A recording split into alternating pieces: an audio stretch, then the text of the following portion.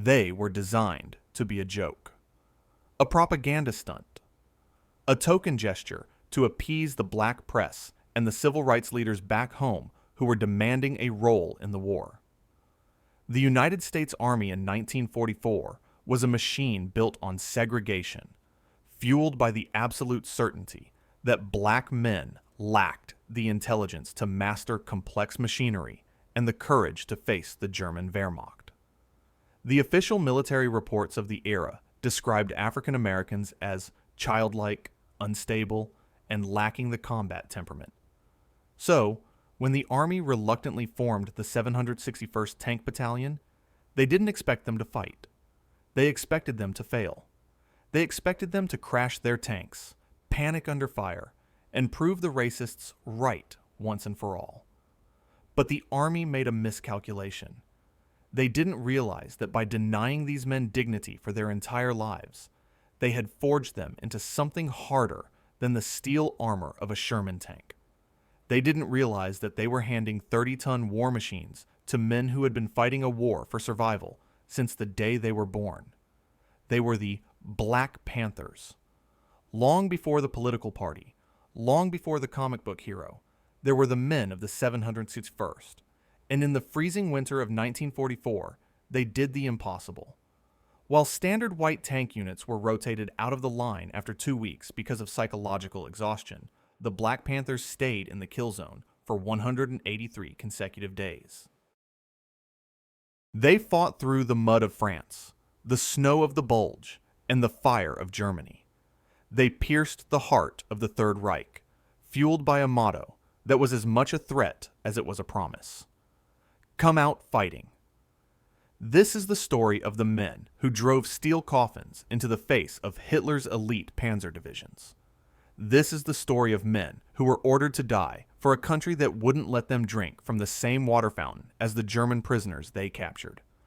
But before we open the hatch and drop into the turret, I have a mission for you. The 761st fought across a continent to liberate people they had never met. Today, their story is finally circling the globe. I want to know where you are riding with us from. Whether you're in Chicago, Nairobi, Berlin, or a small town in Texas, drop your city in the comments below. Let's create a global roll call for the men who saved the world. To understand the miracle of the 761st, you have to understand the machine. The M4 Sherman tank was the workhorse of the American Army, but to the men inside it, it was often known by a darker name, the Ronson lighter, because it lights up the first time, every time. It was fast, it was reliable, but it was thin-skinned. Against the German heavy armor, the terrifying Tigers and Panthers, the Sherman was outgunned and under-armored. A German 80mm shell could slice through a Sherman like a hot knife through butter, turning the interior into an incinerator in a fraction of a second. Tank warfare is a unique kind of hell. It is claustrophobic. You are sealed inside a metal box with 4 other men, breathing recycled air that smells of diesel, cordite, and unwashed bodies. The noise is deafening, a constant bone-rattling roar of the engine and the clanking of tracks. You cannot hear the enemy approach. You can only see the world through tiny periscopes and vision slits. You are blind, deaf, and hunting monsters. For a white soldier, being a tanker was a terrifying job. For a black soldier, it was a position that wasn't supposed to exist. The prevailing wisdom in the War Department was that black soldiers were suited only for service of supply. They were the truck drivers, the cooks, the grave diggers. The idea of putting a black man in control of a tank, the ultimate symbol of modern military power, was terrifying to the establishment. A tank is power. A tank is authority. If you teach a black man to operate a tank, to coordinate complex maneuvers, to kill with precision, what happens when he comes home? But the war was grinding the Allied armies to dust.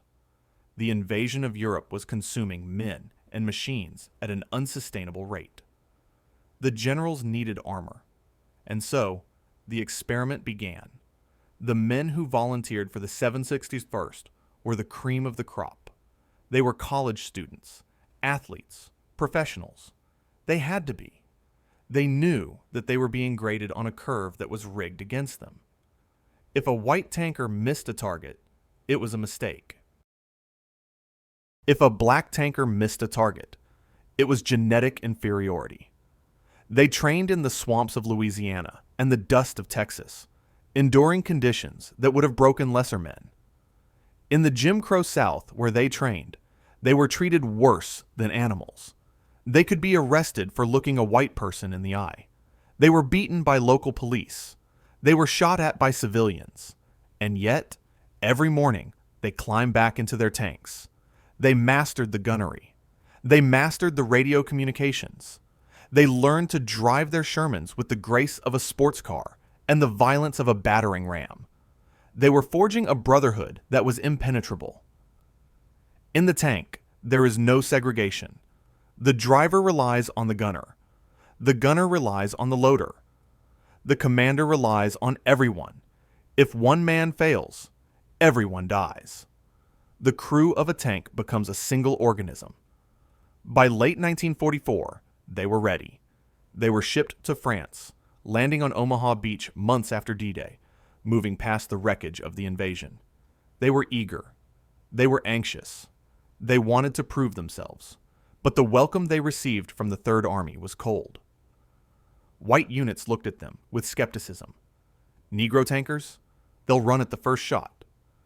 The whispers were loud enough to hear. Then came the moment that changed everything.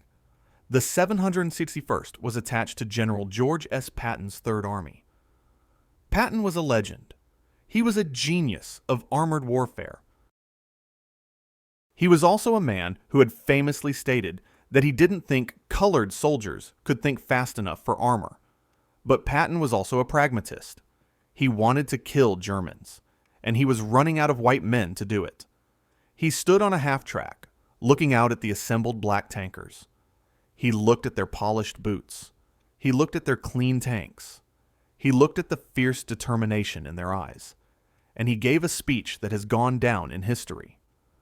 Men, you're the first Negro tankers to ever fight in the American Army. I would never have asked for you if you weren't good. I have nothing but the best in my army. I don't care what color you are, as long as you go up there and kill those Kraut son of a bitches. Everyone has their eyes on you and is expecting great things from you. Most of all, your race is looking forward to your success. Don't let them down, and damn you, don't let me down. It was a challenge. It was a threat. It was an invitation to the slaughter.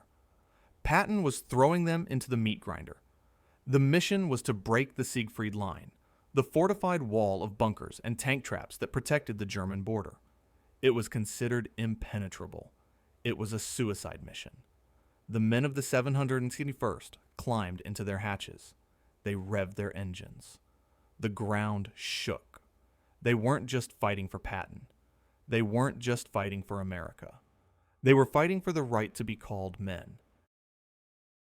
They painted their tanks with names like Cool Stud and Panther's Claw. They loaded the 76mm shells. They adjusted their goggles. The experiment was over. The reality was about to begin. As the column of Black Panthers rolled toward the sound of the guns, leaving the safety of the rear area forever, they knew that many of them would not return. They knew that the Germans were waiting with their superior Tiger tanks, monsters that could kill them from 2 miles away. They knew that the winter was coming, a cold that would freeze the oil in their engines and the blood in their veins. But they didn't stop. They slammed the accelerators to the floor, because they had a point to prove, and they were going to prove it with high explosive shells and machine gun fire. The 761st was rolling out, and God help anyone who stood in their way. The morning of November 8th, 1944, was gray, cold, and wet. The kind of weather that seeps into your bones and makes the steel of a tank feel like ice against your skin. The 761st Tank Battalion was lined up near the French town of Vec-sur-Seille. To the east lay the enemy. To the west lay the skepticism of an entire army. For months, they had drilled. They had fired at wooden targets. They had practiced maneuvers in the dust of Texas. But none of that could prepare them for the sensory overload of the real thing. Combat is not a drill. In a drill, when you make a mistake, a sergeant yells at you. In combat, when you make a mistake, you turn into pink mist. The order came down the radio net. Move out. As the engines roared to life, spewing blue diesel smoke into the mist, the men of the 761st buttoned up. This is a crucial concept to understand. When a tank crew buttons up, they close the heavy steel hatches. They seal themselves inside. The world outside disappears, replaced by the narrow, green-tinted view through a periscope block. The claustrophobia is instant and crushing. You are 5 men, commander, gunner, loader, driver, and bow gunner, crammed into a space the size of a walk-in closet, surrounded by high explosives and fuel. They moved toward the town of Morville-le-Vicq. The Germans were waiting, and the Germans were masters of the ambush. The Nazis had turned the town into a fortress. They had dug in their anti-tank guns, the lethal 75mm PaK-40s, camouflaging them so perfectly that they were invisible until the muzzle flash. They had pre-sighted the roads. They knew exactly where the American tanks had to go. The lead tank of the 761st rolled around a bend in the muddy road. There was a crack like a thunderclap, a sound that is felt in the chest as much as heard in the ears. A German shell slammed into the Sherman. In the movies, a tank explodes in a slow-motion fireball. In reality, it is a violent metallic spasm. If the shell penetrates, it brings with it a shower of molten metal called spall, which ricochets around the interior like a blender, shredding human flesh. If it hits the ammunition rack, the tank creates its own pressure wave, instantly killing the crew before they even know they are dead. The first casualty was a shock, but it was the reaction of the battalion that defined them. The racists in the rear had bet money that the colored troops would panic. They expected the column to reverse, for the men to bail out and run for the trees. Instead, the 761st got angry. They didn't retreat. They accelerated. They executed a maneuver known as violence of action. The remaining tanks fanned out, leaving the road, churning through the muddy fields to flank the German positions. The commanders stood up in their turrets, exposing themselves to sniper fire so they could see better, screaming orders over the radio. Inside the tanks, the crews worked with a mechanical rhythm born of desperation. The loader grabbed a 76mm shell, slammed it into the breech, and yelled, "Up!" The gunner peered through his sight, spinning the hand cranks to traverse the turret. The commander shouted the range. "Fire!" The gun recoiled, filling the turret with the acrid, stinging smell of cordite smoke. The empty brass casing clattered to the floor. The tank rocked, and downrange, a German pillbox disintegrated. This was the baptism of fire. It was chaotic, loud, and terrifying. But amidst the chaos, a hero emerged. Sergeant Reuben Rivers was a staff sergeant from Oklahoma. He was part Cherokee, part African American, and all warrior. He commanded a tank in Able Company. As the battalion approached the town, they hit a roadblock. The Germans had felled a massive tree across the road, rigged with mines. The column halted. The enemy opened fire with mortars and machine guns, pinning down the black tankers and the white infantry they were supporting. Rivers didn't wait for orders. He didn't wait for the engineers.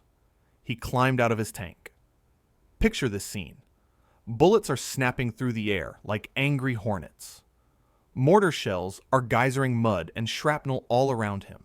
And there is Reuben Rivers, exposed, vulnerable, walking calmly toward the roadblock. He attached a cable from his tank to the tree. He climbed back in, revved the engine, and dragged the obstacle aside, clearing the path while under direct fire. He didn't stop there. He saw the German anti-tank guns on the ridge that were hammering his friends. He charged them. He drove his tank directly into the teeth of the enemy defense, firing his machine guns, suppressing the German crews so the rest of the battalion could advance. Rivers was a force of nature, but he wasn't alone. The entire battalion was fighting with a ferocity that stunned the Germans. The Wehrmacht soldiers were used to fighting Americans, but they had never seen Americans fight like this.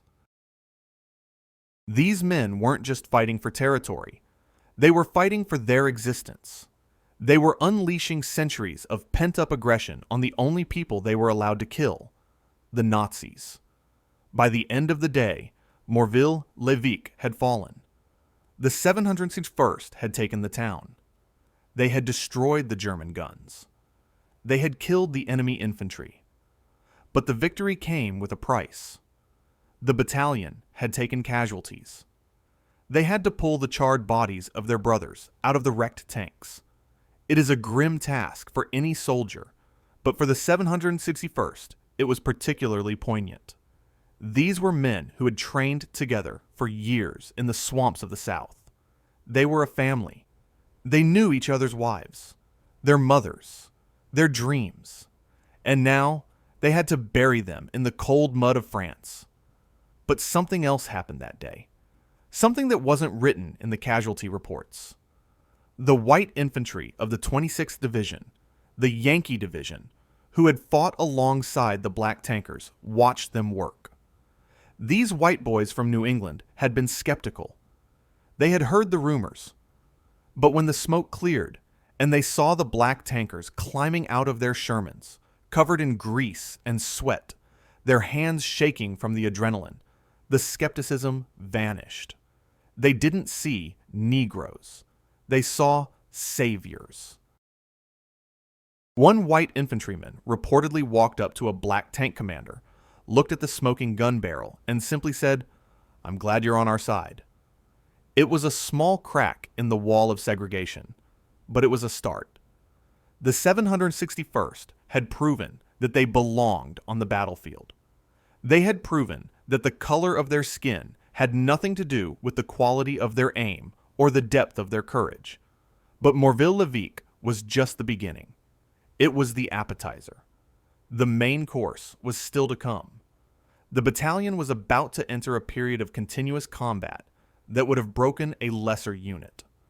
Most tank battalions were pulled off the line after a week or two to rest, repair their vehicles, and integrate replacements.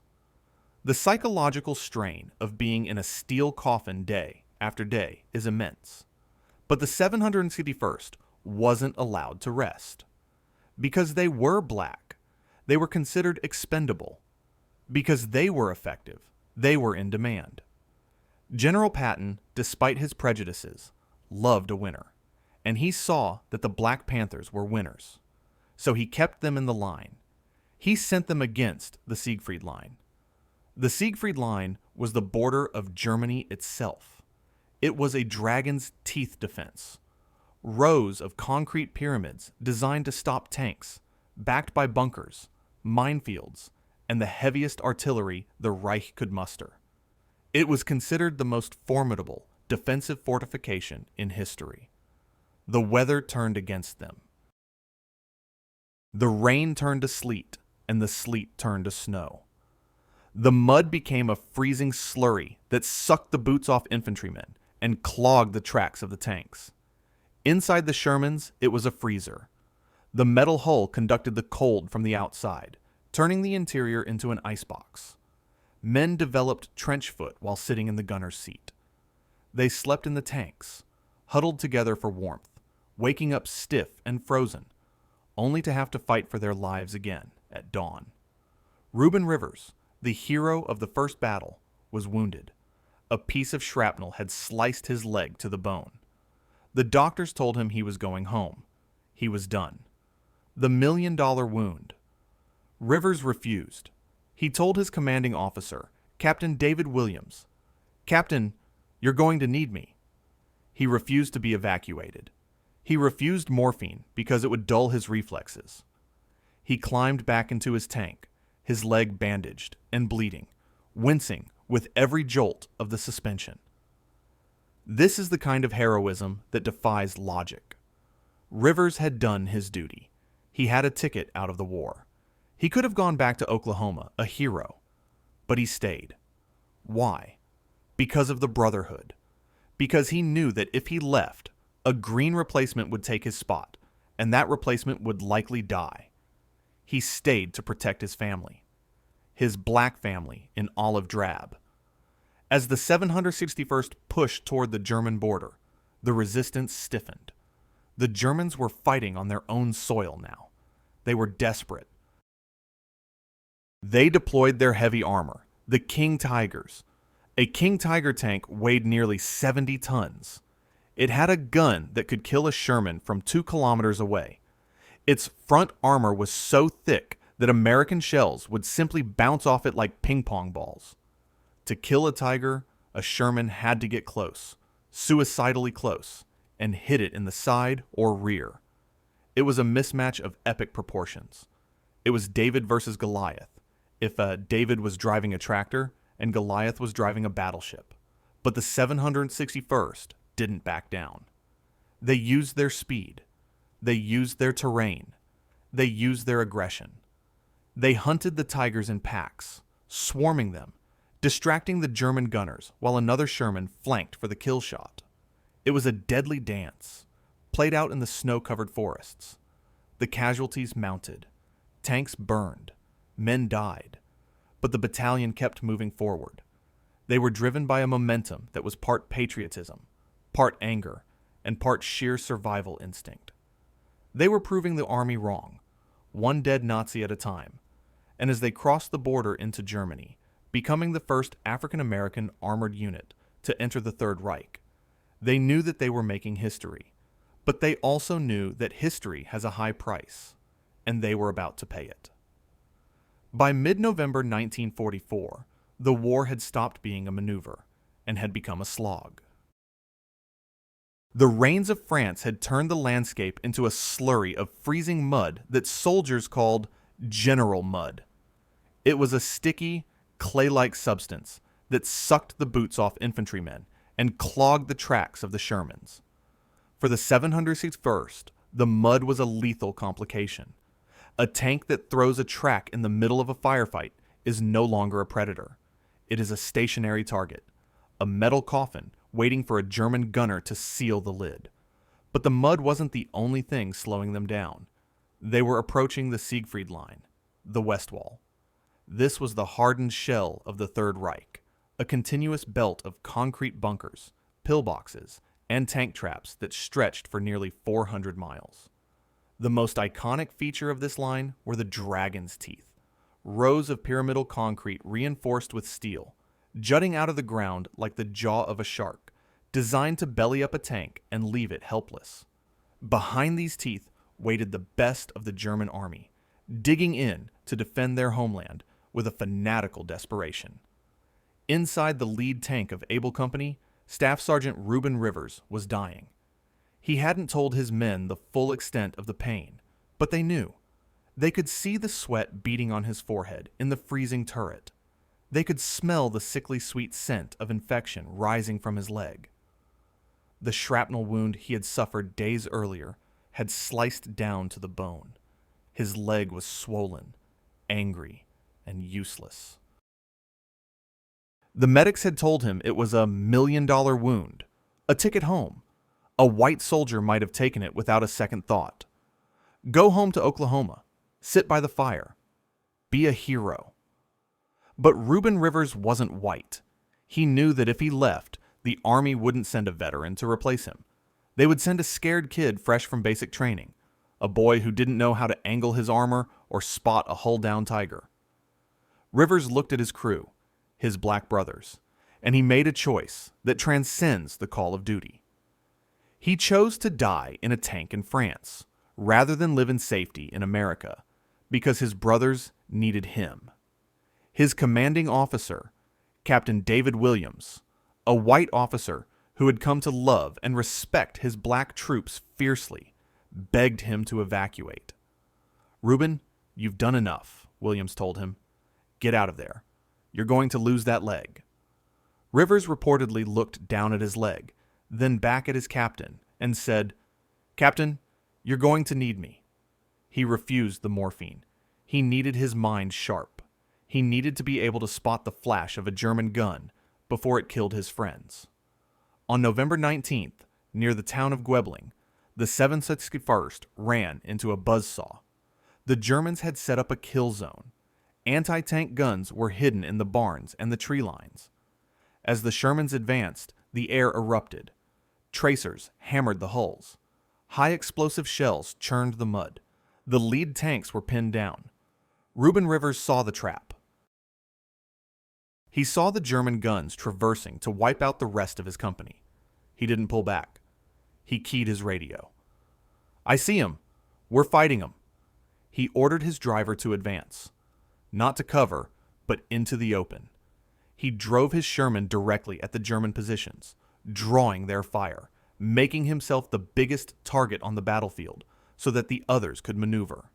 He fired round after round, his tank rocking with the recoil, suppressing the enemy guns. It was a duel between a wounded man in a thin-skinned Sherman and the might of the German defense. For a few glorious, terrifying minutes, Rivers held them back. He bought his company time. He bought them life. Then the inevitable happened. A high-velocity German shell, likely from a Panther tank or an 80mm gun, slammed into Rivers' turret. The explosion was catastrophic. It shattered the tank. It shattered Reuben Rivers, the hero of the 761st, the man who had dragged trees off the road under fire, the man who refused to go home, was gone. The news of his death rippled through the battalion like a physical blow. Men wept in their turrets. But then the weeping stopped, and a cold, hard rage took its place. They didn't retreat to mourn. They charged. They took Gibling. They smashed the German defenses with a violence that terrified the enemy. They fought not for the flag, and not for the army, but for Reuben. It would take the United States government 53 years to acknowledge what happened that day. In 1997, Reuben Rivers was finally, posthumously, awarded the Medal of Honor. For half a century, his valor was just a story told by old black men in barbershops, ignored by the official history. After Gwebling, the 761st was bloodied, but they were now veterans. They had looked death in the eye and hadn't blinked. But the war wasn't getting easier. It was getting colder. December 1944 arrived with a vengeance. The temperature plummeted. The rain turned to heavy, wet snow. The 761st was moved to the Saar Basin, right up against the teeth of the Siegfried Line. The conditions were medieval. The tanks became iceboxes. Touching the metal hull with bare skin meant leaving a layer of skin behind. The crews slept inside their vehicles, huddled together for warmth, engines idling just enough to keep the oil from turning into sludge. They were tasked with breaking the line. It was a brutal, yard-by-yard fight. They learned to work with the infantry in a deadly dance. The tanks would blast the pillboxes with high explosives, cracking the concrete, and the infantry would rush in with flamethrowers and satchel charges. It was slow. It was ugly. And all the while, they were fighting the internal war. Even on the front lines, racism persisted. There were white officers from other units who refused to coordinate with nigger tanks. There were supply clerks in the rear who prioritized white units for fuel and ammo, leaving the 761st to scavenge. But the men of the 761st had a motto: come out fighting. They didn't complain. They stole what they needed. They improvised. They kept their tanks running with baling wire and grease. But the biggest test was yet to come. On December 16th, 1944, Adolf Hitler launched his last great gamble. Under the cover of heavy fog, 3 German armies smashed into the thin American lines in the Ardennes forest. It was the Battle of the Bulge. The American front collapsed. Confusion reigned. The 101st Airborne was surrounded at Bastogne. The Germans were racing for the port of Antwerp. General Patton turned his Third Army 90 degrees north, a maneuver considered logistically impossible, to strike the flank of the German advance. He needed every tank he had. He needed the 761st. The battalion was ordered to rush to the Bulge.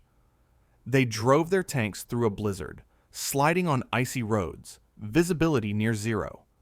They were moving into the Hump, a sector near the town of Tillet, to cut off the German supply road.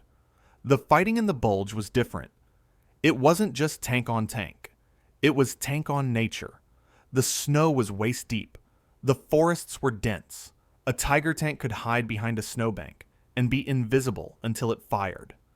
The 761st was thrown against the 13th SS Panzer Division. These were Hitler's fanatics. They had better tanks. They had the high ground. And they knew they were fighting black soldiers. The SS fought with a special kind of hatred against the 761st. They wanted to humiliate them. The battle for Tillet was a nightmare. The 761st had to cross open fields of snow under the guns of the SS. They took heavy casualties. Tanks burned, melting the snow around them into black slush. But the Black Panthers didn't stop. They used their speed. They flanked the heavy German armor. They shot the tracks off the Tigers and then pounded the rear armor until it cracked. They fought for 2 days and 2 nights without sleep.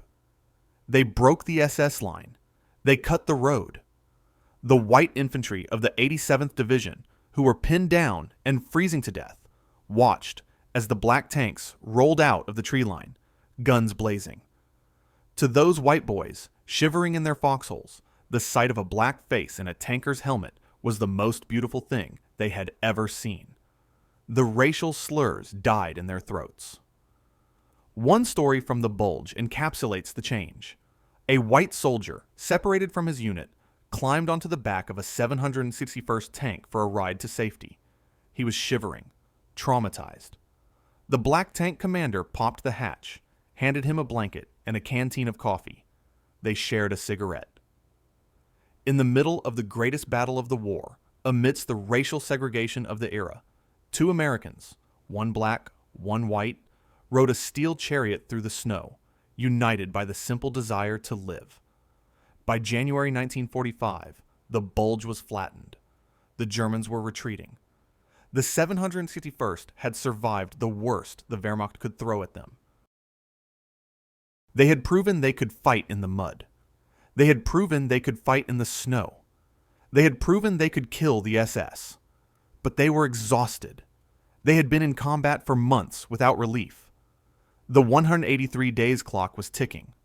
Most units would have been pulled back. But Patton kept them in. He knew they were his ace in the hole. He was about to ask them to do one more impossible thing, to breach the Rhine and drive into the heart of Germany itself. The 761st reloaded their racks. They painted fresh white stars on their muddy hulls. They buried their dead in the frozen ground, and they turned their turrets east. They were no longer an experiment. They were the spearhead. By March 1945, the 761st Tank Battalion had become a mythical force. They were no longer the green recruits who had landed on Omaha Beach. They were the Bastard Battalion, a unit that belonged to everyone and no one, shuffled between divisions, thrown into the line wherever the fighting was hardest. They had fought for 120 days straight, without relief. Their tanks were scarred, patched with scrap metal and sandbags. The men inside them were hollow-eyed, running on caffeine, hatred, and a grim determination to see the end of the Reich. They were about to spearhead Task Force Rhine. The mission was to punch through the Siegfried Line's final defenses, cross the Rhine River, and drive deep into Austria. It was the final dagger thrust into the heart of Hitler's Germany. Crossing the border into Germany was a psychological threshold. For months they had fought in France and Belgium, liberating friendly populations. Now they were invaders. The villages were hostile. The flags hanging from the windows were swastikas. And the enemy had changed. The Wehrmacht was broken, but in its place was something more dangerous: fanaticism. The 761st found themselves fighting the Volkssturm, old men and young boys armed with Panzerfausts, disposable anti-tank rockets. They fought the Hitler Youth, 12-year-olds brainwashed to believe that the Negro beasts would eat them alive. Killing a soldier is one thing. Having to machine gun a child who is trying to blow up your tank is a trauma that stains the soul forever. The Black Panthers adapted. They became ruthless. They learned that in urban combat, a building is just an obstacle.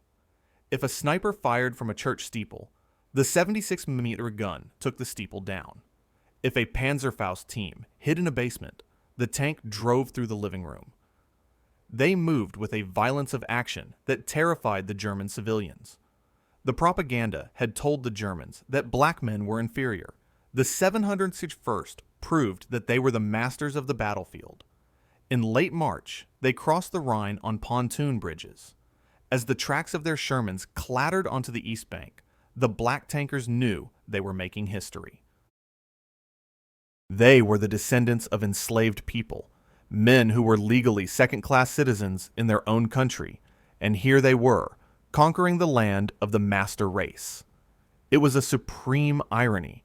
The Aryans were cowering in cellars, while the Untermensch rolled over their cobblestones in 30 tons of American steel. They drove fast. They drove hard. They captured town after town: Coburg, Bayreuth, Innsbruck. They were racing the Russians to the prize. But as they pushed deeper into Austria in early May 1945, the nature of the war shifted again.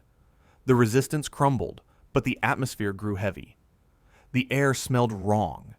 It smelled of something burning, something sweet and sickly that wasn't diesel or cordite. They were approaching Gunskirchen Lager. Gunskirchen was a sub-camp of the notorious Mauthausen concentration camp complex. It was a holding pen for Jewish prisoners, political dissidents, and anyone else the Nazis wanted to erase. As the Allied armies closed in, the SS had marched thousands of prisoners from other camps into Gunskirchen, dumping them there to die of starvation and typhus. The 761st didn't know what it was. Their maps just showed a complex of buildings in the forest. As the lead tanks of Dog Company rolled through the trees, the first thing that hit them was the smell. It was a physical wall of stench, rotting flesh, human waste, and death on an industrial scale. It penetrated the steel hulls of the tanks. It made the veteran tankers, men who had smelled burning bodies in Normandy and the Bulge, gag and vomit inside their turrets. Then they saw the fences, and then the people. When the 761st smashed through the gates of Gunskirchen on May 4th, 1945, they entered a nightmare that defied description. Thousands of skeletal figures, dressed in rags, shuffled toward the tanks. They looked like ghosts. Their eyes were hollow voids. Some were too weak to walk and crawled through the mud. Bodies were stacked like cordwood against the barracks, decomposing in the spring sun. The black soldiers climbed out of their tanks. They were hardened warriors. They had seen friends decapitated by shrapnel. They had seen the carnage of the Bulge. But this broke them. Imagine the scene. A black tank commander, a man who has grown up in the Jim Crow South, who knows what it feels like to be hated, to be segregated, to be treated as less than human. He looks at these Jewish prisoners, white people, who have been reduced to skin and bone by a system of racial hatred that makes Jim Crow look like a playground. The empathy was instantaneous and shattering. The black soldiers didn't see white people. They saw fellow victims of hate. They saw what happens when prejudice is taken to its ultimate logical conclusion. One veteran of the 761st later said, "We knew what it was to be treated bad, but we didn't know you could do this to people." The discipline of the battalion momentarily collapsed, replaced by a frantic desire to help. The soldiers raided their own supplies. They threw K rations, chocolate, and cigarettes to the prisoners. they emptied their canteens. The officers had to scream at them to stop, because giving solid food to a starving person can kill them. Their bodies can't process it. The soldiers wept as they had to pull the food back. The prisoners, for their part, were stunned. They had prayed for liberation. They expected angels. Instead, they got black men in Sherman tanks. To a Jewish prisoner from Poland or Hungary, who had likely never seen a black person before, the 761st must have looked like beings from another dimension. But when those soldiers reached down, with tears in their eyes, to lift them from the mud, the prisoners realized the truth. These were not monsters. These were men. The Black Panthers spent the next few days guarding the camp, waiting for the medical units to arrive. They used their tanks to bulldoze mass graves to bury the thousands of dead, trying to stem the spread of disease. They hunted down the SS guards who had tried to hide in the surrounding woods. There was no mercy for the SS, not after what the tankers had seen. If the 761st found an SS guard, justice was swift, brutal, and undocumented. This experience changed the battalion forever. They had fought for democracy, a concept that was abstract to them in America. But in Gunskirchen, they saw exactly what they were fighting against. They stared into the face of absolute evil. It radicalized them. It validated every sacrifice they had made. They realized that even though their own country was flawed, the ideology of the Nazis was a poison that had to be burned from the earth. But it also left a deep, psychic wound. How do you go back to sitting in the back of the bus after you have liberated a death camp? How do you accept being called boy by a sheriff in Georgia after you have seen the ovens? You don't. The men who drove away from Gunskirchen were not the same men who drove into it. They were harder, they were angrier, and they were done asking for permission to be free.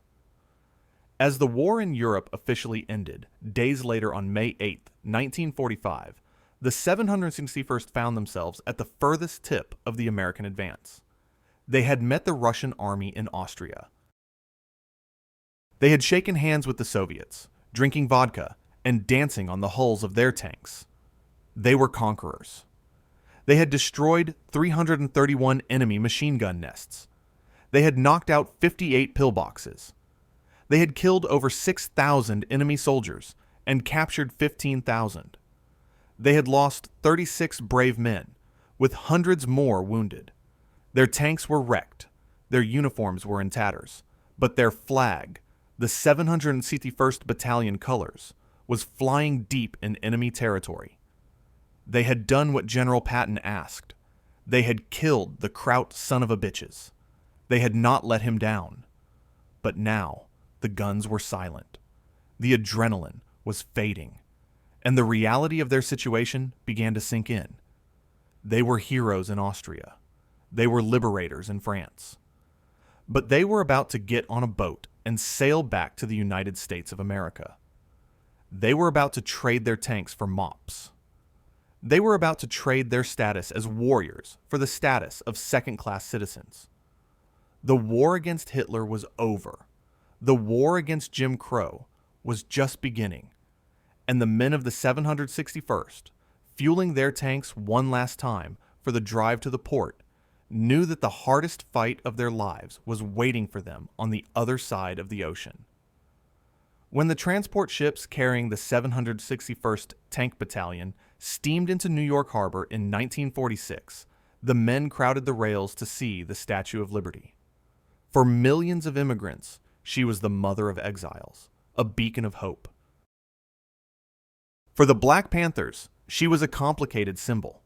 They had just spent 183 days fighting to liberate Europeans from tyranny, but they were returning to a country where they could not vote, could not live where they wanted, and could be lynched for trying to exercise the very freedoms they had secured for others.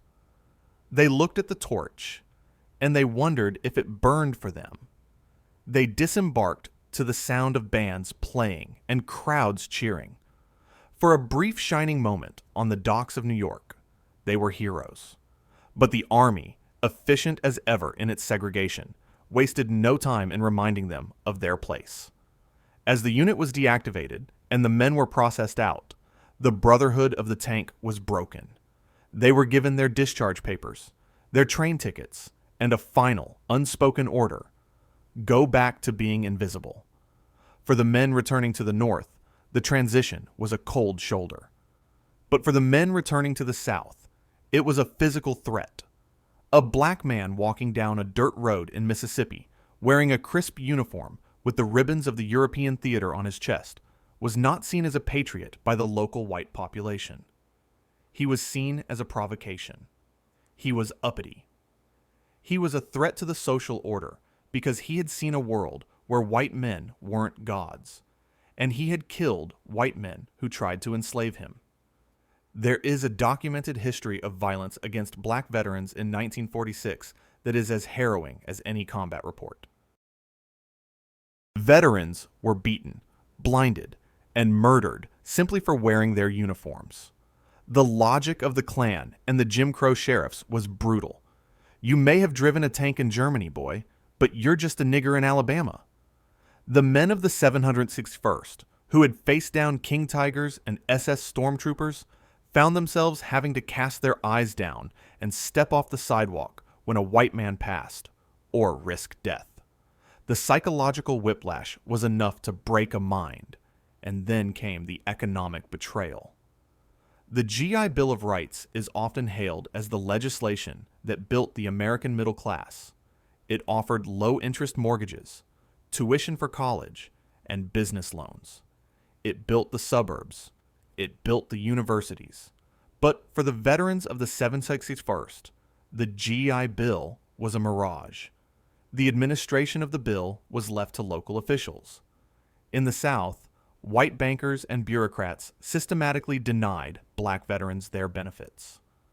A tank commander who wanted to buy a home for his family was told that the bank wouldn't lend to him in a decent neighborhood due to redlining. A gunner who wanted to go to college to become an engineer was told that the local universities were segregated and the black colleges were full. Think about the waste. The 761st was a collection of highly technical experts. They were mechanics who could fix a V8 engine in a blizzard. They were radio operators who understood complex communications. They were logisticians and leaders. This was a massive injection of human capital that could have revolutionized the black economy. Instead, the United States government chose to squander it. Men who had commanded platoons of tanks ended up sweeping floors. Men who had liberated concentration camps ended up sharecropping. It wasn't just a personal tragedy. It was a national act of self-sabotage, fueled by racism. But the most insidious weapon used against the 761st was silence. In the years following the war, Hollywood and the publishing industry went to work building the myth of the good war. It was a myth painted exclusively in white. Watch the movies from the 1950s and 60s. Watch Battle of the Bulge. Watch The Longest Day. You will see thousands of white faces. You will not see a single black tank. The 761st was erased. It was as if they had never existed. The official Army histories mention them only in footnotes. The narrative was clear. The war was won by John Wayne and his cousins. The black soldier was, at best, a truck driver in the background, and at worst, a coward. This erasure had a purpose. To acknowledge the 761st, to admit that black men had been the spearhead of Patton's army, would be to admit that segregation was a lie. If black men could fight like that, then the entire justification for Jim Crow collapsed. So, the culture machine simply edited them out. The men of the 761st watched this happen in real time. They sat in segregated movie theaters and watched films about battles they had fought in, battles where their friends had died, and saw only white actors on the screen. Imagine the rage. Imagine the hollow feeling in your gut. They knew the truth. They had the shrapnel in their bodies to prove it. But the world was gaslighting them, and they were denied their medals. Immediately after the war, the 761st was recommended for the Presidential Unit Citation, the highest award a unit can receive. It is the equivalent of a collective Medal of Honor. The paperwork was drawn up. The commendations from the generals they served under, white generals, were glowing. General Carter of the 103rd Division wrote, "I have never seen a more gallant group of men." But the paperwork vanished. Just like the paperwork for the Wereth 11, just like the paperwork for Waverly Woodson. It was lost in the bureaucratic labyrinth of the Pentagon. The Army claimed clerical errors. The veterans knew it was racism. They knew that the Army wasn't ready to pin a blue ribbon on a black battalion. So they waited. They grew old. They raised families. They worked hard jobs.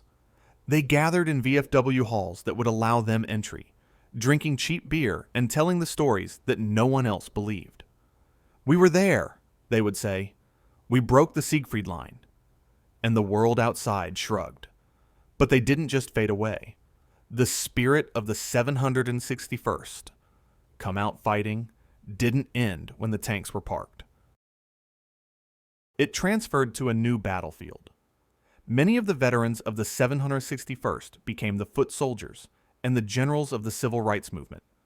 They had learned something in Europe that they couldn't unlearn. They had power. They had learned organization. They had learned discipline. And they had learned that a bully only respects one thing: force. When the Freedom Riders needed protection, when the marchers in Selma needed logistics, the old tankers were there. They brought the spine of the combat veteran to the struggle for justice. They weren't afraid of police dogs or fire hoses. They had faced the SS. A sheriff with a baton was nothing compared to a Tiger tank. But the fight for their specific legacy, the recognition of the 761st, took decades. It wasn't until the late 1970s, as the civil rights era forced a re-examination of American history, that the silence began to break. A concerted effort by the surviving veterans, their families, and a few dogged historians began to pressure the government. They demanded the Presidential Unit Citation that had been lost in 1945. They wanted the record corrected. In 1978, 33 years after they had silenced their guns, the 761st Tank Battalion was finally honored. President Jimmy Carter awarded them the Presidential Unit Citation. It was a bittersweet victory. By 1978, many of the men were dead. Reuben Rivers was long dead. The men who had burned inside their Shermans were dust. The survivors stood at the ceremony, gray-haired, leaning on canes, wearing ill-fitting suits. They accepted the award with dignity, but the question hung in the air. Why did we have to wait? The citation read, "The bravery and indomitable fighting spirit of the 761st Tank Battalion constitute a glorious chapter in the history of the United States Army." It was true. It had always been true. It just took America 3 decades to admit it. But the medal was just the beginning of the reclamation. In the 1990s, another wrong was righted. The Army commissioned a study to investigate why no black soldiers had received the Medal of Honor during WPOUD. The study confirmed systemic racism. As a result, in 1997, 7 black heroes were awarded the Medal of Honor. One of them was Staff Sergeant Reuben Rivers, the man who had refused to go home, who had died fighting on one leg to save his crew, finally got his due. His sister accepted the medal from President Bill Clinton. It was a moment of profound national apology. But again, it was an apology to a ghost. Today, the 761st is known. There are books. There are documentaries. The video game world of tanks features them. They are slowly moving from the footnotes to the main text. But we must never forget the gap. We must never forget the 30 years of silence. That gap represents the stolen honor of a generation. It represents the refusal of America to look at itself in the mirror.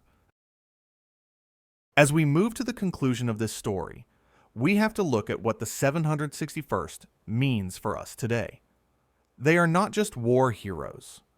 They are symbols of resilience in the face of a double enemy. They fought the Nazis with tanks, and they fought racism with excellence. They proved that you cannot judge a man's heart by his skin. They proved that performance is the ultimate rebuttal to prejudice. But their story also leaves us with a warning. It warns us that history is not objective. It is a story told by power. And if we are not careful, if we do not tell these stories loudly and often, they can be erased again. The tanks are rusting in museums now. The men are almost all gone. But the tracks they left in the mud of Europe and the soil of America are permanent. They paved the road that we are walking on today. There is a symbol painted on the side of the 761st tanks that carries a weight far heavier than the armor itself.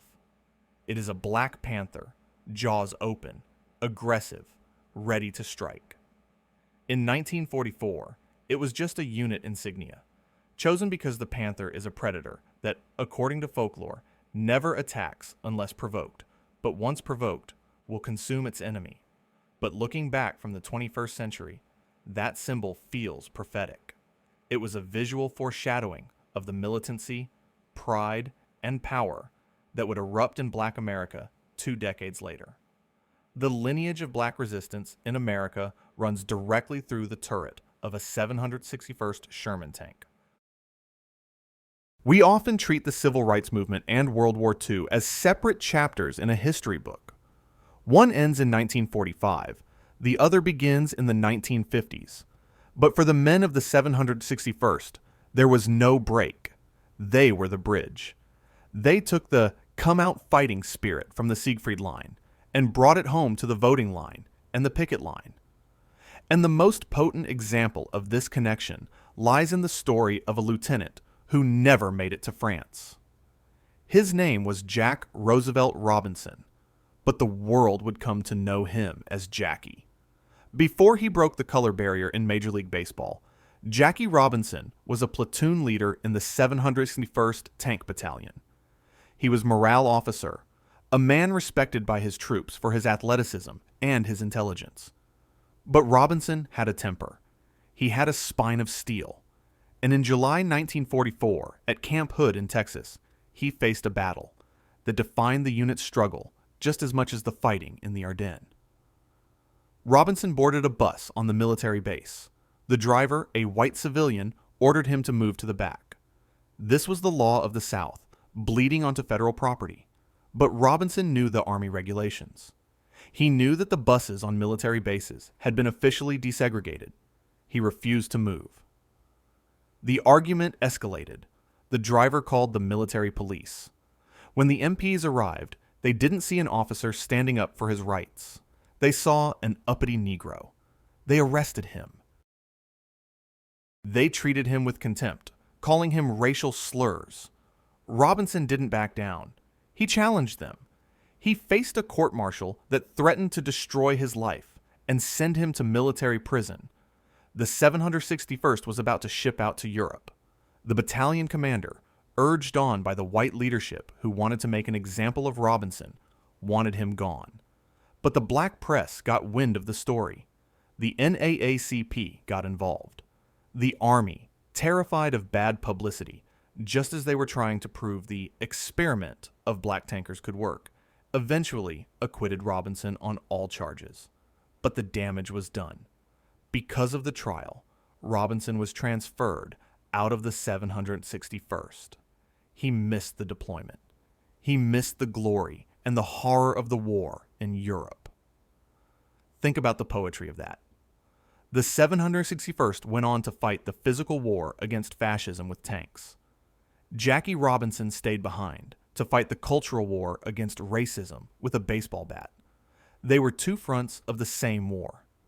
The discipline Robinson showed on the baseball diamond, the ability to take abuse without breaking, the ability to perform under crushing pressure, was the same discipline his brothers were showing in the mud of France. He was a Black Panther in a Dodgers uniform. When the veterans of the 761st saw Robinson walk onto Ebbets Field in 1947, they didn't just see a baseball player. They saw their lieutenant. They saw the spirit of the battalion breaking yet another line. This spirit of defiance is the true legacy of the unit. The men who returned from the war had been fundamentally altered. They had mastered the ultimate machinery of violence. They had killed white men who tried to kill them. This shattered the psychological shackles of white supremacy. You cannot intimidate a man who has hunted King Tiger tanks. When the Klan burned crosses, the veterans of the 761st didn't hide under their beds. They cleaned their M1 carbines, souvenirs brought home from the war, and sat on their porches. In communities across the South, it was the W.W. veterans who formed the armed self-defense groups that protected the civil rights workers. They were the deacons for defense. They were the security detail for Dr. King. They applied the tactical knowledge of the Tank Battalion to the defense of their homes. And then there is the symbol itself. Decades after the war, in the heat of the 1960s, a new organization rose up in Lowndes County, Alabama, demanding black power and self-determination. They looked for a logo that would represent their ferocity. They chose a Black Panther.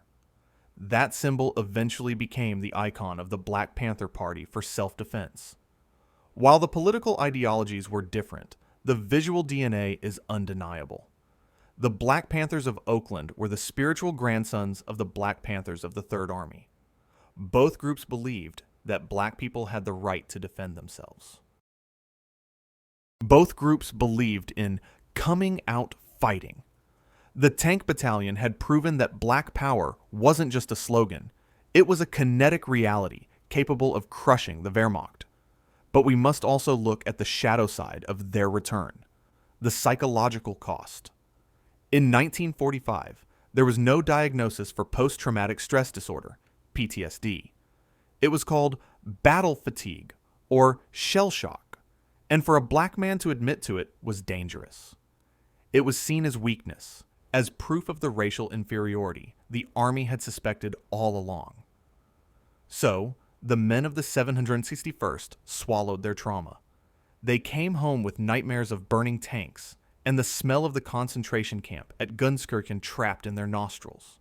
They woke up screaming. They drank to drown the noise of the artillery, but they had no VA support groups. They had no therapists who looked like them or understood what they had been through. They carried the ghosts of the war in silence, their pain compounding the indignity of Jim Crow. This silence is another form of heroism. To build a family, to hold down a job, to be a pillar of the community while your mind is still trapped in a burning Sherman tank in Belgium requires a strength that is hard to quantify. They rebuilt their lives in a country that gave them nothing, using the same grit they used to rebuild their engines on the side of the road. We also have to consider the what-ifs. What if the 761st had been allowed to fight from D-Day? What if the Army had integrated sooner? General Patton, in his moments of honesty, admitted that the 761st was one of the best units he had. If the U.S. Army had utilized black troops at their full potential, the war might have ended sooner. Lives, American, Allied, and Jewish, might have been saved. The racism of the American High Command wasn't just a moral failing, it was a strategic blunder. It left the best players on the bench for half the game. The 761st exposed the inefficiency of hate. Segregation was expensive. It required duplicate facilities, duplicate training, duplicate supply lines. It wasted talent. The performance of the Black Panthers proved that diversity is a force multiplier.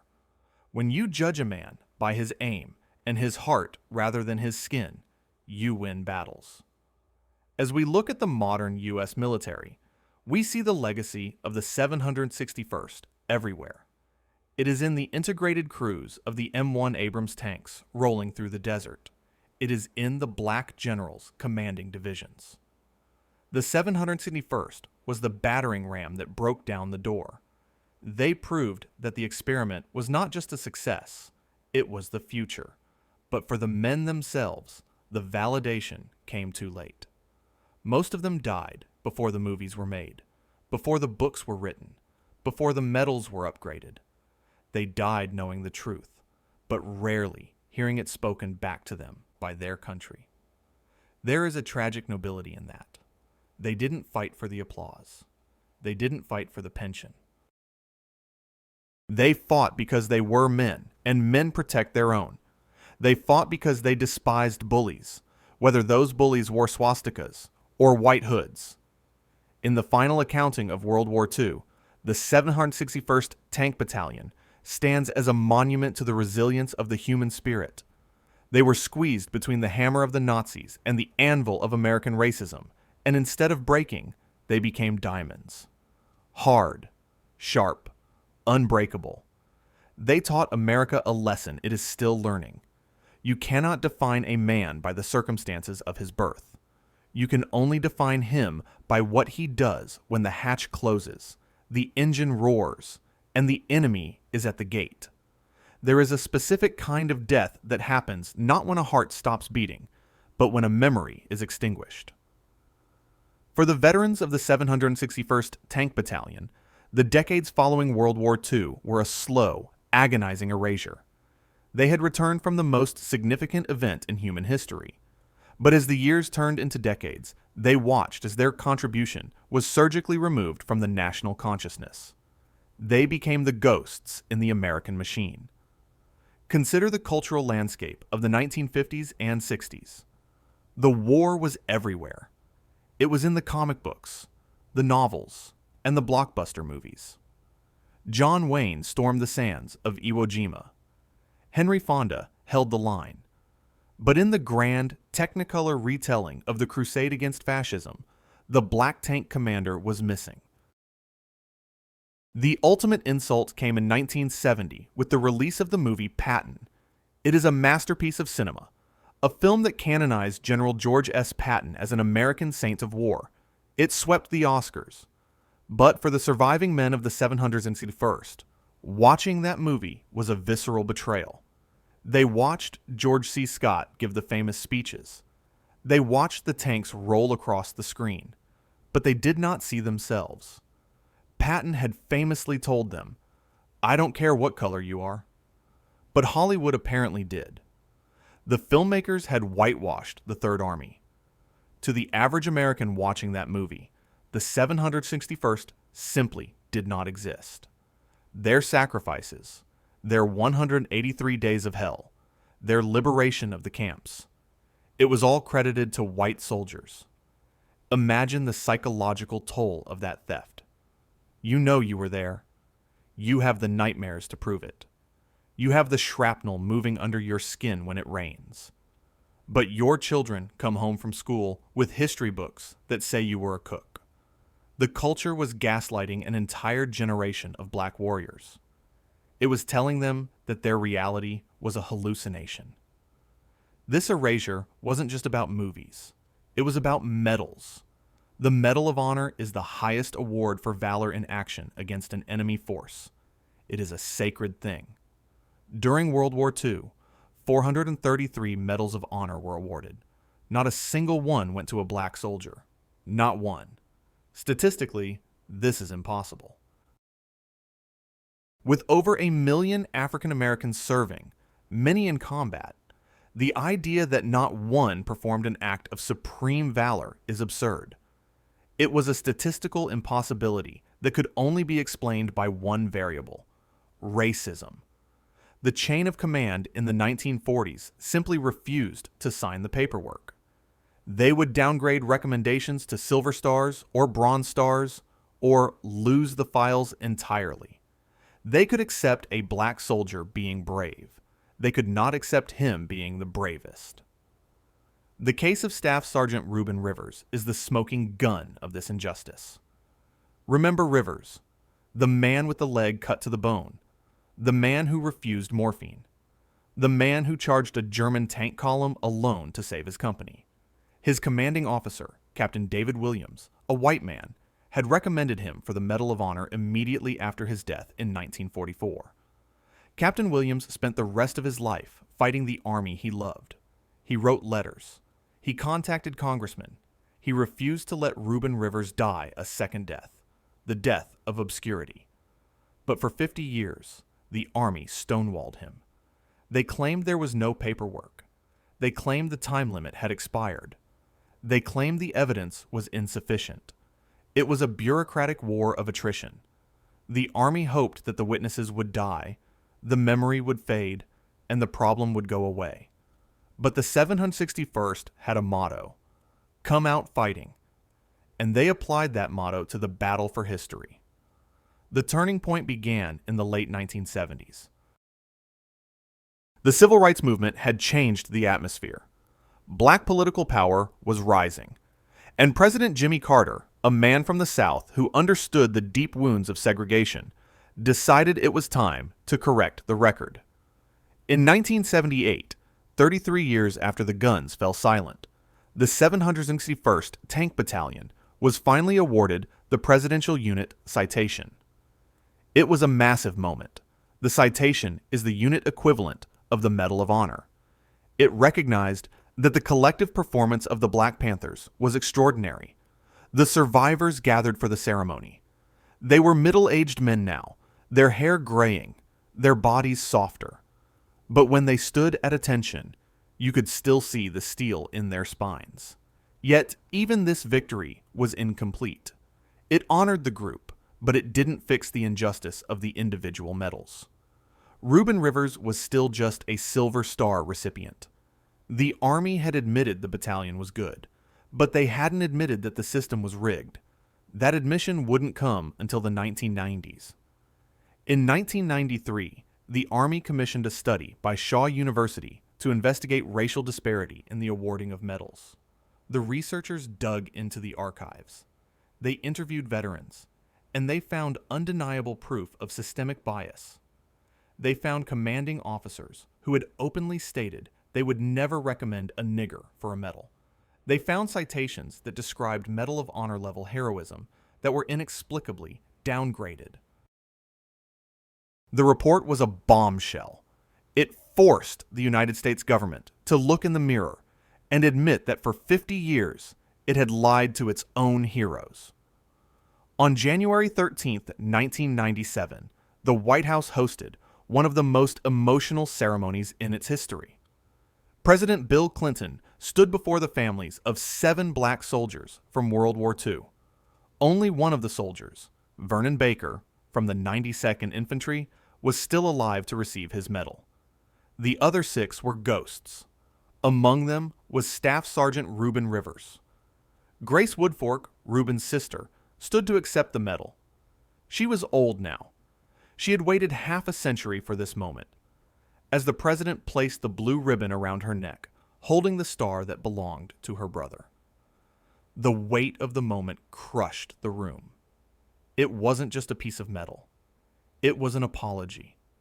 It was the United States saying, "We were wrong. We saw him. He was the best of us." But as beautiful as that moment was, it was also infuriating. Why did Reuben have to die without knowing his country valued him? Why did his mother have to die without seeing her son honored? Justice delayed is justice denied, and 53 years is a hell of a delay. The medal didn't bring Reuben back. It didn't heal the leg that was shattered in France. It didn't erase the years of Jim Crow that the survivors lived through. But it did something else. It forced the rewriting of the history books. Suddenly, the 761st wasn't just a footnote. They were canon. Documentaries began to appear. Kareem Abdul-Jabbar wrote a book about them. The video game World of Tanks features them. They are slowly moving from the footnotes to the main text. But we must never forget the gap. We must never forget the 30 years of silence. That gap represents the stolen honor of a generation. It represents the refusal of America to look at itself in the mirror. As we move to the conclusion of this story, we have to look at what the 761st means for us today. They are not just war heroes. They are symbols of resilience in the face of a double enemy. They fought the Nazis with tanks, and they fought racism with excellence. They proved that you cannot judge a man's heart by his skin. They proved that performance is the ultimate rebuttal to prejudice. But their story also leaves us with a warning. It warns us that history is not objective. It is a story told by power. And if we are not careful, if we do not tell these stories loudly and often, they can be erased again. The Sherman tanks of the 761st Battalion are gone now. Most were cut up for scrap metal in the massive demobilization of 1946. Their steel melted down to build the cars and girders of the post-war boom. A few survive as silent monuments in museums, their guns plugged, their engines cold, sitting in the quiet corners of military parks. Tourists walk past them, perhaps glancing at the black Panther insignia painted on the side, unaware that the metal they are looking at once vibrated with the rage and the courage of men who changed the world. But while the steel has rusted, the spirit has hardened into something diamond tough. As we stand at the end of this journey, looking back at the 183 days of hell that the Black Panthers endured, we are left with a question that demands an answer. What do we owe them? We do not owe them pity. They were not victims. They were conquerors. To pity them is to misunderstand the sheer magnitude of their power. They took the worst hand that America could deal: segregation, disrespect, inferior equipment, and they played it like grandmasters. They forced the world to respect them, not by asking nicely, but by being undeniable. We owe them the truth.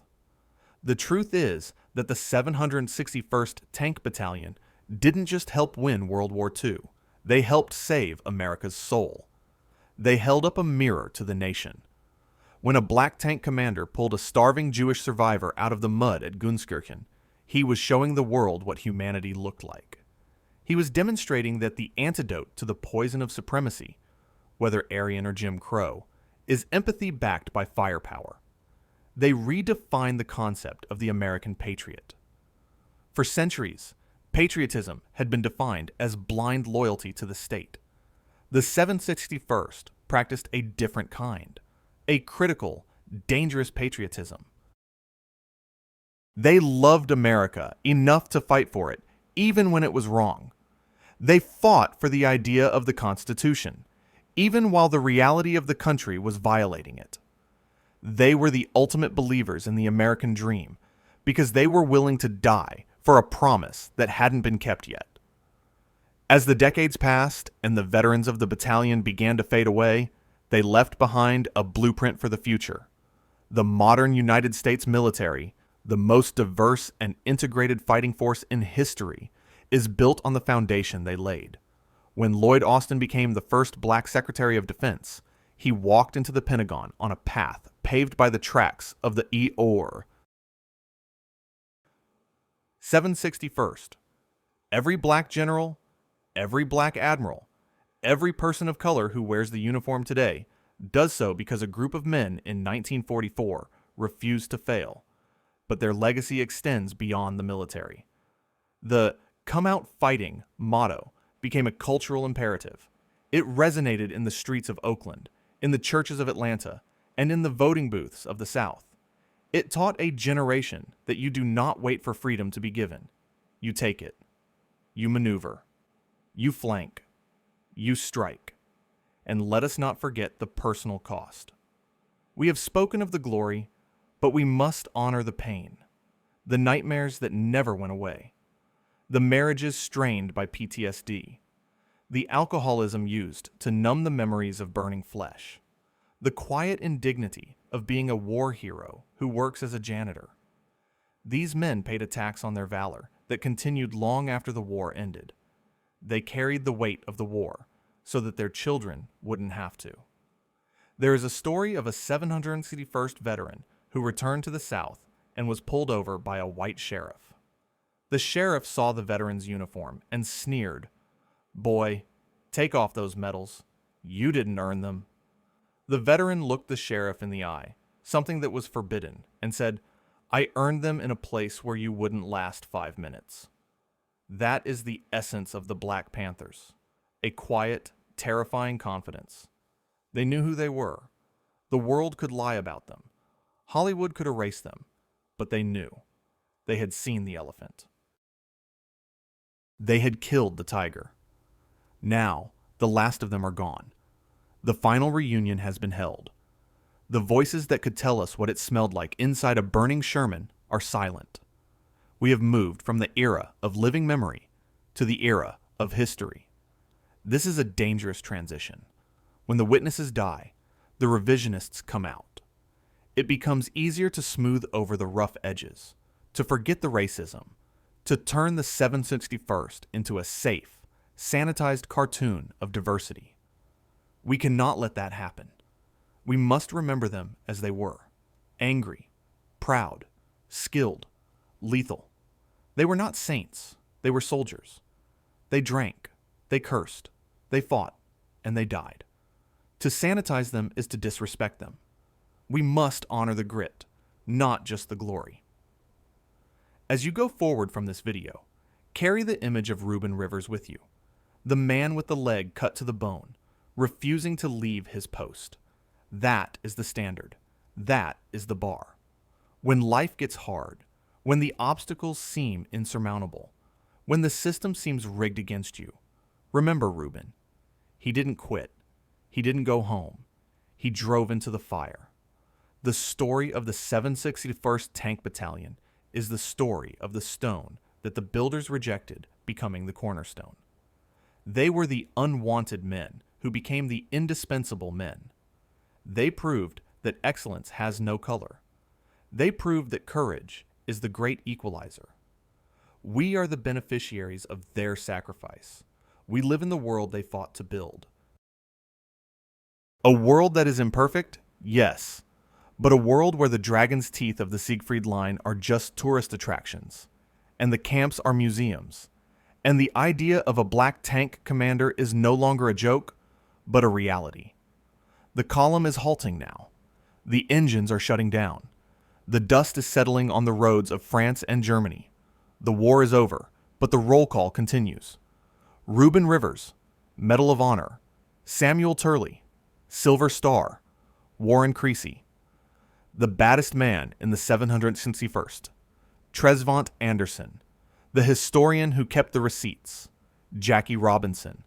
The lieutenant who fought the war at home, and the thousands of others whose names are etched on the hearts of their families. They have dismounted. They have gone to the great assembly area in the sky. But they left the keys to the tank with us. They left us the mission. Come out fighting. It is not just a unit motto. It is a command. It is a lifestyle. It means that no matter how dark it gets, no matter how strong the enemy, you button up, you load the gun, and you move forward. We have walked the blood-soaked roads of France.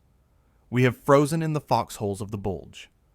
We have stood at the gates of Gunskirchen. And now, we stand at the end of the history lesson. But history, if it is to mean anything, cannot just be a collection of dates and maps. It must be a mirror. And when we look into the polished steel of the 761st Tank Battalion's legacy, the reflection we see is challenging. It asks us a question that makes us uncomfortable. Do we deserve them? Think about the magnitude of their grace. These men possessed the firepower to destroy cities. They were trained in the art of violence. They returned to a country that lynched men for trying to vote, that forced them to sit in the back of the bus, that denied them loans and education. They had every reason to turn their anger against America. They had every justification to become insurgents, to use their skills to tear down the system that oppressed them. But they didn't. Instead, they chose to build. They channeled that panther energy into the slow, grueling, nonviolent work of civil rights. They became deacons, teachers, and fathers. They decided that the best revenge against a country that doubted them was to force that country to become better.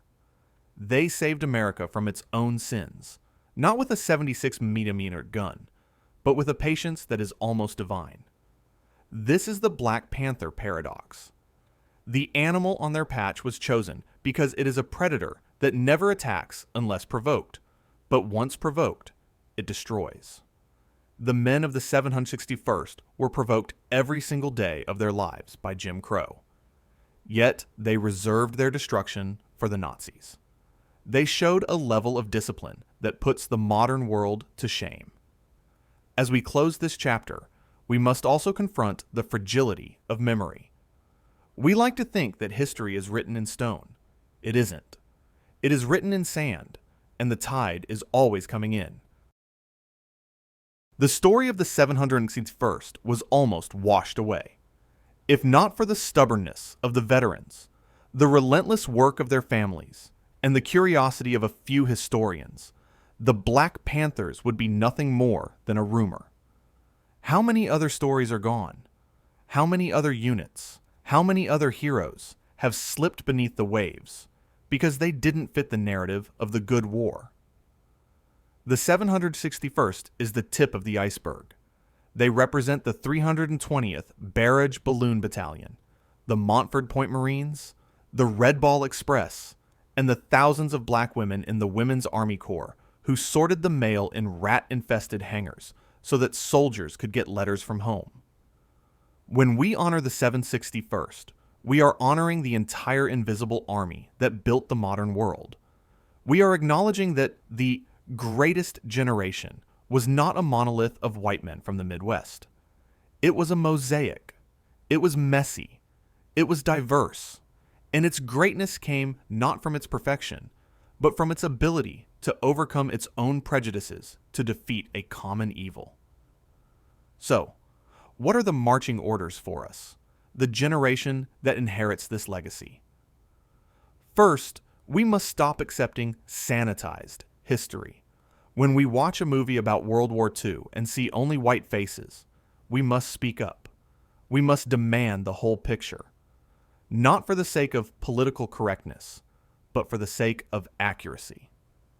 To tell the story of the Battle of the Bulge without the 761st is to lie about the battle. It is military malpractice. Second, we must recognize that the Double V campaign is not over. The victory abroad was won in 1945. The victory at home is still a work in progress. The barriers to equality have shifted shape, but they remain. The legacy of the 761st commands us to keep fighting, not with tanks, but with votes, with voices, and with economic power. We must come out fighting against injustice wherever we see it, whether it's in a courtroom, a classroom, or a boardroom. Third, we must adopt their mindset of excellence. The 761st didn't ask for lower standards. They didn't ask for a handicap. They exceeded the standard. They were better gunners, better drivers, and better tacticians than the units that looked down on them. They proved that excellence is the ultimate shield against bigotry. In a world that constantly tries to put people in boxes based on their identity, the lesson of the 761st is simple. Be so good they can't ignore you. Be undeniable. And finally, we must say their names. We have spoken of Reuben Rivers, the martyr. We have spoken of Jackie Robinson, the moral compass. But there were hundreds of others. Men like Warren Creasy, known as the baddest man in the 761st, who fought with such ferocity that his machine guns melted the barrels. Men like Tresvant Anderson, the unit historian who kept the diaries and the records when the Army wanted to burn them. Men like Preston McNeil and Ivan Harrison. They were the steel in the spine of the Allied cause. They were the unwanted men who became the indispensable men. As the screen fades to black on this video, I want you to carry an image with you. Not the image of a victim. Not the image of a man with his head bowed. I want you to picture a Sherman tank, covered in mud and snow, roaring across the Rhine River into Germany. I want you to picture the commander standing in the turret, goggles down, scarf blowing in the wind. He is a black man. He is thousands of miles from home. He is tired. He is cold. He is scared. but he is moving forward. He is driving straight into the heart of the enemy, and he is not stopping until the job is done. That is the spirit of the 761st. That is the spirit of America at its absolute best. The war is over. The tanks are silent. The men are at rest. But the order still stands. It echoes through the decades, bouncing off the monuments and the history books, landing right here, right now, in your ears. Come out fighting. Fight for the truth. Fight for your history. Fight for the future. If you have stayed with us for this entire journey, through the training camps of the South, the hedgerows of France, the snows of the Bulge, and the horrors of the concentration camps, then you are now a part of this battalion's memory. You are now a guardian of the legacy. Do not let this story die on your watch. Share this video. Send it to the people who think they know history. Send it to the people who need to be inspired. Send it to the people who need to be reminded that giants once walked the earth. And now, for the final time, I ask you to leave your mark. We are going to build a digital memorial in the comment section that will outlast us all. I want you to type the 3 words that defined their lives and saved the world. Type, "Come out fighting." Let the algorithm know that the Black Panthers are still here. Let the world know that we remember. To the men of the 761st Tank Battalion, we salute you, we thank you, and we promise you, your tracks will never fade. Dismissed.